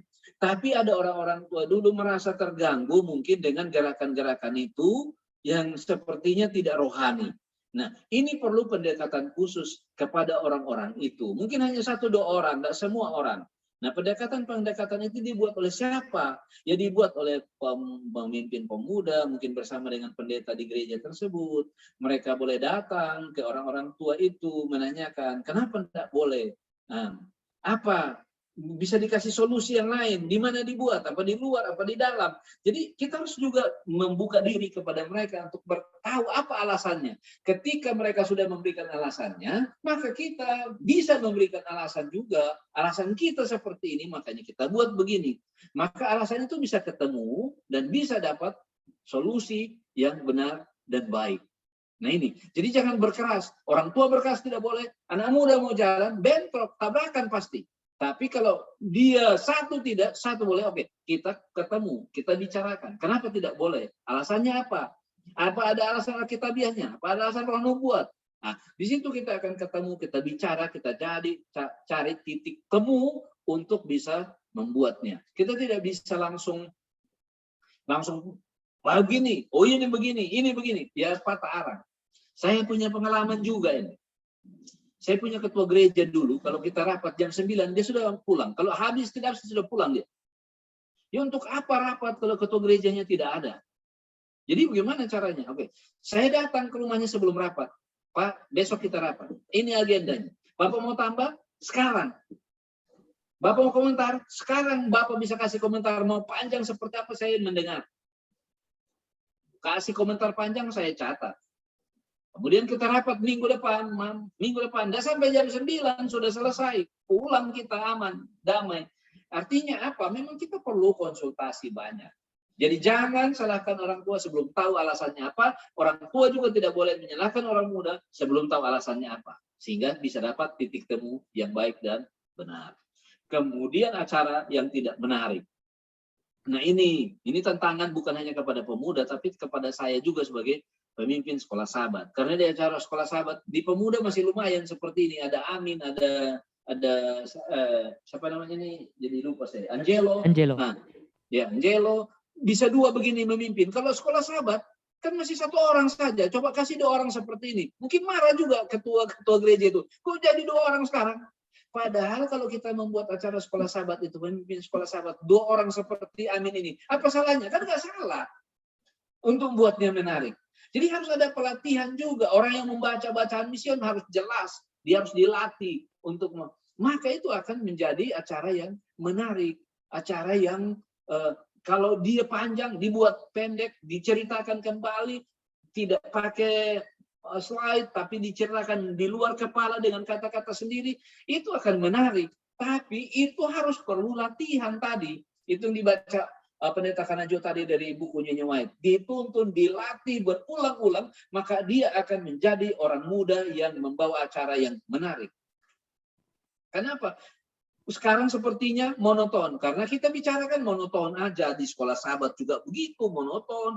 Waktu khotbah dia bilang, ya tadi sekolah sahabat kita begini. Padahal dia sedang khotbah nih. Di acara PA dia bilang lagi, tadi acara sekolah sahabat begini. PA. Jadi hanya itu yang dibawa-bawa ke sana kemari, bukan sebuah khotbah yang baru, bukan acara yang baru. Tadi pagi sekolah sahabat kita bilang begini. Jadi sekolah sahabat lagi. Padahal sudah acara khotbah. Di PA, tadi sekolah sahabat bilang begini. Jadi sekolah sahabat itu di PA, sekolah sahabat itu di khotbah, sekolah sahabat di sekolah sahabat. Ya orang jadi bosan. Jadi tidak usah mengulangi apa yang sudah dibicarakan di sekolah sahabat. Bicarakanlah khotbah, bicarakanlah PA. Jadi buat itu yang menarik itu juga relatif. Tidak menarik bagi saya, belum tentu menarik bagi anak-anak muda. Tapi libatkan anak muda. Tanya, bagaimana yang menarik menurut? Makanya banyak orang mensurvei itu, baru dia buat acara. Jadi dia tidak buat acara saja, tapi tema. Oke, anak muda yang menarik itu apa? Bulan ini temanya. Bulan tahun menarik itu apa? Bulan depan. Ini temanya. Jadi bisa kita buat seperti itu. Jadi jangan hanya monoton saja. Sekarang saya berpikir begini, buku nanti penuntun acara sekolah sahabat dewasa untuk tahun depan, mungkin triwulan pertama tematiknya adalah nabi laki-laki, nabi ya perempuan yang berikut. Jadi itu aja yang dibahas berdasarkan tema-tema sehingga dia akan menjadi menarik. Nah, ini kalau kita membuat bisa, tapi kalau satu orang saja mungkin tidak bisa. Saya aja mungkin tidak bisa. Harus ada tim yang membuatnya. Jadi makanya di dunia luar sana itu ada namanya tim organizer. Jadi mereka membuat acara yang sama ulang tahun, tapi berbeda dari rumah ke rumah, berbeda dari rumah ke rumah. Kenapa? Karena ada tim yang namanya organizer. Yang dia cari informasinya, mana yang tepat, mana yang relevan, cocoknya di umur berapa ini di umur berapa. Sehingga akhirnya cocok dan menarik. Walaupun itu saja sebenarnya. Tapi di umur itu dia menarik. Coba kalian lihat dokter anak. Dokter anak. Di stetoskopnya itu dikasih beruang, dikasih cicak di situ. Untuk apa? Supaya anak itu tidak takut ditaruh stetoskop itu di dadanya. Sebenarnya itu kan hanya teknik saja itu. Stetoskopnya sama. Tapi ketika dikasih kupu-kupu, dia nggak nangis anaknya. Nah, hal seperti itulah yang seharusnya kita buat. Ayatnya di situ tetap, nggak berubah ayatnya. Tapi kita kasih kupu-kupu sehingga dia tidak menakutkan. Itulah yang namanya menarik. Jadi menarik itu tidak harus keluar dari rel Alkitab, tapi masih ada di dalam, tapi dibuat mungkin kalau bahasa Alkitab, bahasa kependetaannya tekstual dengan kondisi setempat. Kira-kira seperti itu, Meyer.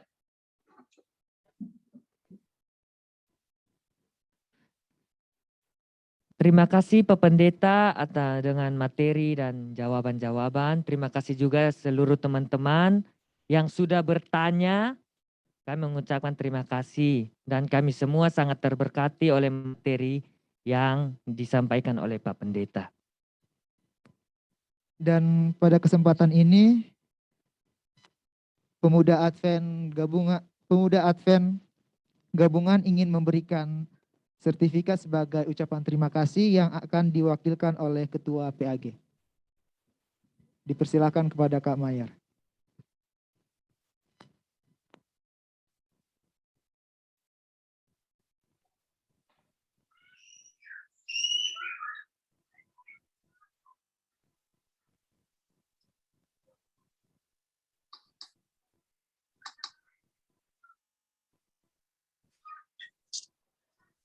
Baik, hanya ini sertifikat yang kami bisa berikan untuk Pak Pendeta.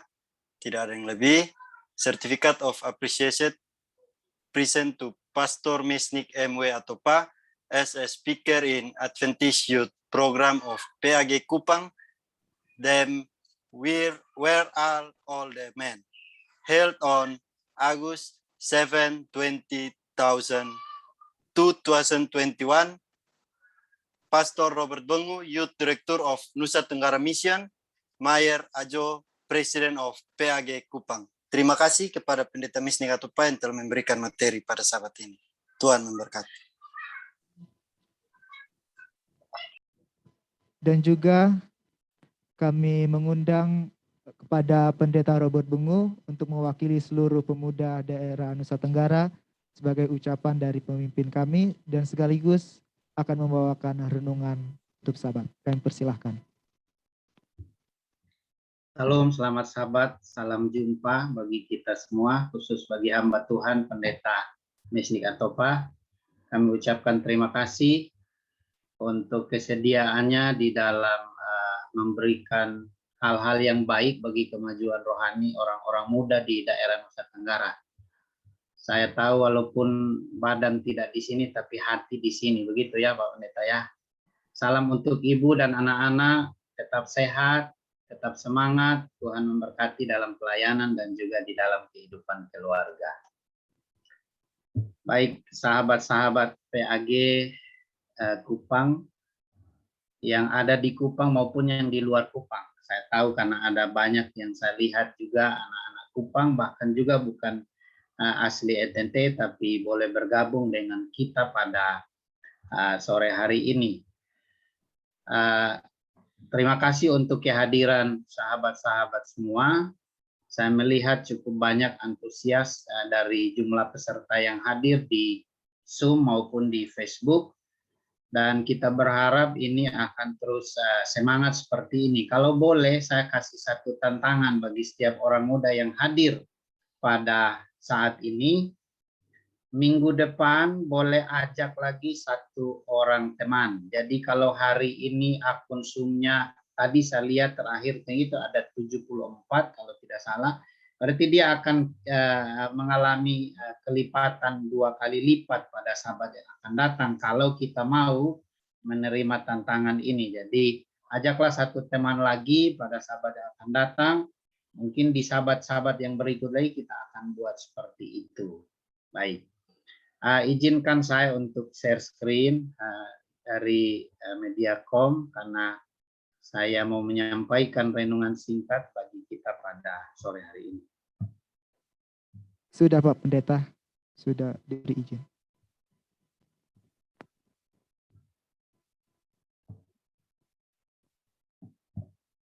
Oke, apakah sudah terlihat, Angelo? Bisa Pak Pendeta. Baik, terima kasih. Judul renungan tutup sahabat kita singkat saja pada sore hari ini, Hakuna Matata. Ini bukan bahasa Sabu, ini bukan juga bahasa Timor, atau bukan juga bahasa-bahasa dari kabupaten lain yang ada di Nusa Tenggara Timur. Tapi ini adalah sebuah bahasa atau ungkapan dalam bahasa Swahili yang artinya jangan khawatir. Jadi Hakuna Matata ini dari bahasa Swahili yang artinya jangan khawatir. Kenapa saya perlu mengangkat topik ini? Oleh karena apa yang sedang mengelilingi kehidupan kita sekarang ini adalah kekhawatiran. Saya tidak tahu kalau orang lain, tapi pribadi saya sendiri, saya hidup dalam kekhawatiran saat ini. Walaupun tidak selamanya khawatir, tapi selalu ada muncul rasa khawatir. Contoh, ketika anak kami sekarang yang pertama sudah SMP dan mereka ada sekolah tatap muka 2 kali seminggu, ketika pulang sekolah saya harus selalu bilang, sudah cuci tangan belum? Sudah basuh anggota-anggota tubuh yang lain atau tidak? Kenapa? Karena saya khawatir jangan-jangan dia pulang dari sekolah ketemu teman-teman yang lain pulang dengan membawa virus. Nah, itulah salah satu contoh. Oke. Ungkapan dari ungkapan Hakuna Matata ini diucapkan oleh karakter Timon dan Pumba dalam film animasi anak yang berjudul The Lion King yang populer pada tahun 90-an. Kemudian film ini dikebas ulang dan ditayang kembali di baru-baru ini di bioskop. Mungkin ada yang sudah pernah nonton atau yang ingin nonton silakan karena ini ada pelajaran yang baik dari film ini.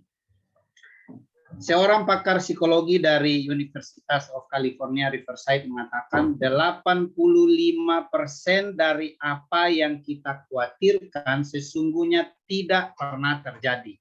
Mungkin sederhananya apa yang dimaksudkan dengan kutipan ini, sering kita memikirkan hal-hal yang mungkin tidak akan pernah terjadi atau yang sama sekali belum tentu itu akan terjadi, yang menguras pikiran kita, yang membuat kita stres, yang membuat kita takut. Jadi ini penelitian. Jadi ingat baik-baik, 85% dari apa yang kita khawatirkan sesungguhnya tidak akan pernah terjadi. Mudah-mudahan ini juga terjadi dalam kehidupan kita ketika kita melihat hasil survei ini. Janganlah kita diikat lagi oleh belenggu-belenggu kekhawatiran yang 85% belum tentu itu akan terjadi. Nah, akar kata bahasa Inggris kuno dari kata khawatir sendiri adalah mencekik. Ya.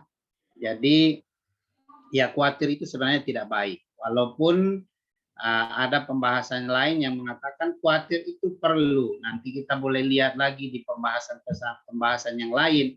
Karena mungkin juga bisa dilihat dari segi itu sebagai penyeimbang dalam hidup. Tapi pada umumnya khawatir itu tidak baik. Karena di arti katanya sendiri adalah mencekik. Kemudian kekhawatiran dalam bahasa asli memiliki arti ditarik ke arah yang berlawanan. Nah, jadi dari dua arti ini kita bisa melihat bahwa ada suatu pandangan yang tidak baik dari kata khawatir.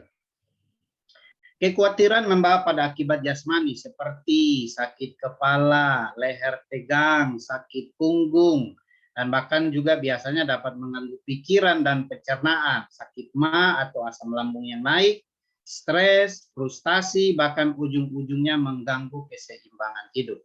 Mungkin kita pernah alami, saya pernah alami hal seperti ini ketika terlalu khawatir dengan satu hal. Pada waktu mau ujian akhir skripsi, sampai-sampai tidak bisa tidur. Padahal begitu masuk presentasi dan selesai, saya pikir-pikir kenapa sampai saya tidak bisa tidur, padahal rupanya gampang. Tapi inilah yang akan terjadi pada tubuh kita, bahkan pada kehidupan kita ketika kita mengalami kekhawatiran yang berlebihan. Solusi yang ditawarkan kepada kita pada sore hari ini, pada petang hari ini, kita akan menjalani kehidupan 1 minggu ke depan, 7 hari, dan boleh jadi ini lama, saudara-saudara, sahabat-sahabat orang muda, 1 minggu ini. Dan kita akan senantiasa dilingkupi mungkin oleh rasa khawatir. Untuk itu, inilah cara mudah dan terbaik menghadapi kekhawatiran. Ayat yang pertama, mari kita baca dalam Filipi 4 ayat 6. Ini ayat yang sudah sangat sering, apalagi di masa pandemi seperti ini. Tapi saya ulangi kepada kita. Janganlah hendaknya kamu khawatir tentang apapun juga, tetapi nyatakanlah dalam segala hal keinginanmu kepada Allah, dalam doa dan permohonan dengan ucapan syukur. Saya tidak perlu menjelaskan ini terlalu jauh, oleh karena tinggal prakteknya saja. Ya.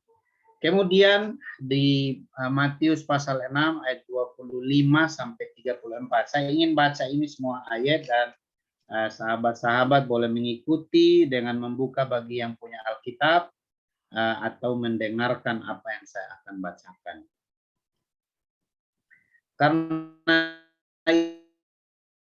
itu aku berkata kepadamu, janganlah khawatir atau minum, dan janganlah khawatir pula akan tubuhmu, akan apa yang hendak kamu pakai. Bukankah hidup itu lebih penting daripada makanan dan tubuh itu lebih penting daripada pakaian? Pandanglah burung-burung di langit yang tidak menabur dan tidak menuai dan tidak mengumpulkan bekal dalam lumbung, namun diberi makan oleh Bapa yang di surga. Bukankah kamu jauh melebihi burung-burung itu? Siapakah di antara kamu yang karena kekhawatirannya dapat menambahkan sehasta saja pada jalan hidupnya? Dan mengapa kamu khawatir akan pakaian? Perhatikanlah bunga bakung di ladang yang tumbuh tanpa bekerja dan tanpa meminta. Namun aku berkata kepadamu, Salomo dalam segala kemegahannya pun tidak berpakaian seindah salah satu dari bunga itu. Jadi, jika demikian Allah mendandani rumput di ladang yang hari ini ada dan besok dibuang ke dalam api, tidakkah Ia akan melebihi lagi mendandani kamu, hai orang yang kurang percaya? Sebab itu janganlah kamu khawatir dan berkata, apakah yang akan kami makan? Apakah yang akan kami minum? Apakah yang akan kami pakai? Semua itu dicari bangsa-bangsa yang tidak mengenal Allah. Akan tetapi Bapamu yang di surga tahu bahwa kamu memerlukan semuanya itu. Tetapi carilah dahulu kerajaan Allah dan kebenarannya, maka semuanya itu akan ditambahkannya kepadamu. Sebab itu janganlah kamu khawatir akan hari besok, karena hari besok mempunyai kesusahan sendiri. Kesusahan hari ini cukup untuk hari ini. Demikian apa yang dikatakan oleh firman Tuhan yang saya sudah bacakan. Jadi sahabat-sahabatku, orang-orang muda, serta semua yang hadir pada sore hari ini, cara mudah untuk menghempaskan kekhawatiran dari pikiran kita adalah dengan berdoa. Sangat mudah, walaupun ada orang yang mengatakan, semudah itukah pendeta kita bisa melenyapkan kekhawatiran? Kalau kita ragu dan kita tidak melakukan apa yang dikatakan Alkitab, maka kita tidak akan pernah menemukan jawaban untuk bagaimana caranya kita menghilangkan kekhawatiran. Inilah alasan kenapa doa menjadi cara termudah dan terbaik. Dengan berdoa, kita mengakui kedaulatan Tuhan. Dengan berdoa, kita mengaku dan memperbaharui kepercayaan kita dalam hal kesetiaan kepada Tuhan. Dengan berdoa, kita menyerahkan segala kecemasan dan persoalan kepada Tuhan. Dengan berdoa, kita mengakui bahwa Tuhan mampu menolong kita. Jadi, ketika kita menyerahkan segalanya kepada Tuhan, kekhawatiran kita akan digantikan dengan sukacita dan damai sejahtera. Ingat, kekhawatiran tidak membuat pergumulan kita selesai. Ayat yang kita baca dalam Matius 6 tadi mengatakan demikian. Justru akan terlihat lebih buruk dari sebelumnya. Jika kita hidup dihimpit oleh kekhawatiran, gunakan waktu untuk berdoa dan menyembah Allah sehingga kekhawatiran kita terganti dengan kekuatan dari Allah. Saya ingin menutup renungan ini dengan sebuah cerita, ilustrasi. Satu ketika ada 2 ekor burung bertengger di dahan. Lalu burung itu saling bercakap. Burung yang satu bilang sama burung yang lain, coba perhatikan, kenapa wajah manusia itu begitu penuh dengan ketakutan dan kekhawatiran. Lalu burung yang satu jawab bilang begini, mungkin mereka tidak memiliki Bapa surgawi seperti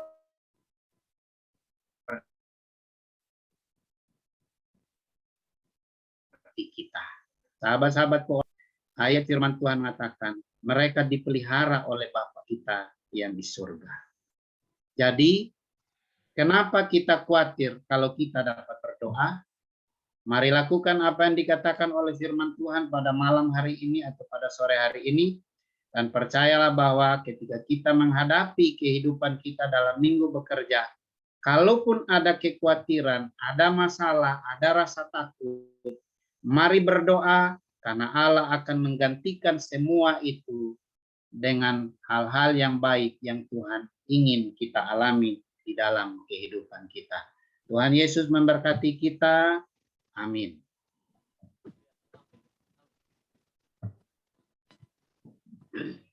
Baik, terima kasih Pak Pendeta. Pak Pendeta Mesnik masih ada? Masih. Dengan kami. Oh, kalau masih ada, kami minta kesediaan Pak Pendeta untuk doa tutup sahabat, sekalian doa tutup.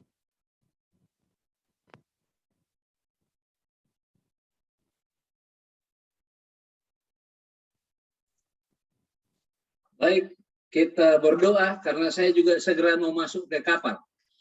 Mari kita berdoa.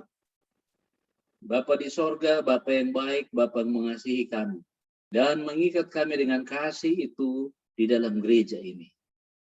Kami bersyukur oleh karena Tuhan memanggil semua anak-anak muda di daerah Nusa Tenggara dengan penuh semangat untuk melayani Tuhan. Kami tahu bahwa mereka senang melayani Tuhan. Oleh karena itu, biarlah roh kerjasama yang baik dari mereka di antara anak muda dengan orang tua, dengan semua komponen masyarakat yang ada, maka kami akan membangun gereja yang baik. Kalaupun gereja tanpa tembok, tapi kami akan tetap berdiri untuk Yesus Kristus sampai Yesus Kristus datang kembali. Bapa di sorga, hamba-Mu berdoa untuk semua orang muda.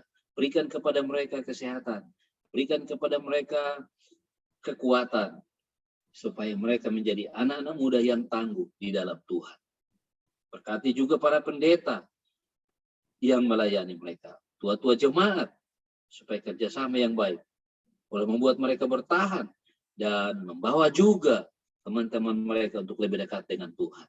Berkati juga pendeta Robert sebagai pemimpin pemuda daerah Nusa Tenggara. Berikan hikmat kepadanya sehingga ia dapat memimpin orang-orang muda ini di jalan yang benar. Berkati juga pendeta Kanajo yang sebagai host dalam pertemuan-pertemuan kepemudaan bahkan pertemuan keagamaan. Biarlah dia juga boleh memberikan waktu, tenaga, pikiran, diberkati dan penuh sukacita. Terima kasih Tuhan Yesus karena Tuhan mendengar dan menjawab doa kami. Biarlah damai dari Allah Bapa, kasih karunia Yesus Kristus dan persekutuan Roh Kudus akan menyertai kita mulai hari ini sampai hari Maranatha. Di dalam nama Yesus, Tuhan dan Juru Selamat kami. Amin. Baik, terima kasih buat pendeta atau Pak untuk kesempatan hadir bersama kami membawakan materi Dan juga buat teman-teman yang masih bertahan dalam acara PAG kita sampai saat ini. Di akhir ini kita akan foto bersama. Mohon semuanya boleh membuka kamera kita masing-masing supaya kita dapat Foto bersama Foto dengan bersama. pembicara. Begitu Pendeta, layar pertama di foto, saya langsung keluar ya. Iya, Ya, Pak Pendeta.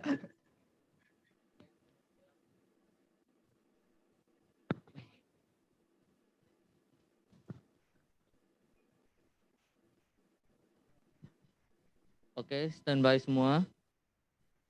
3, 2, 1. Ya, masuk slide kedua.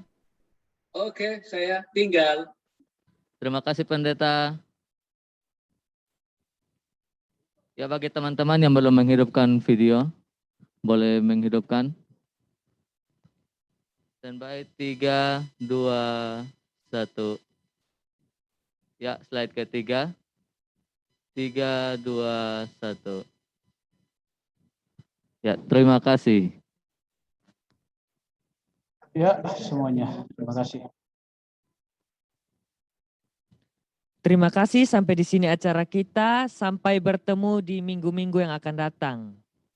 Shalom. Tuhan Yesus memberkati kita semua. Say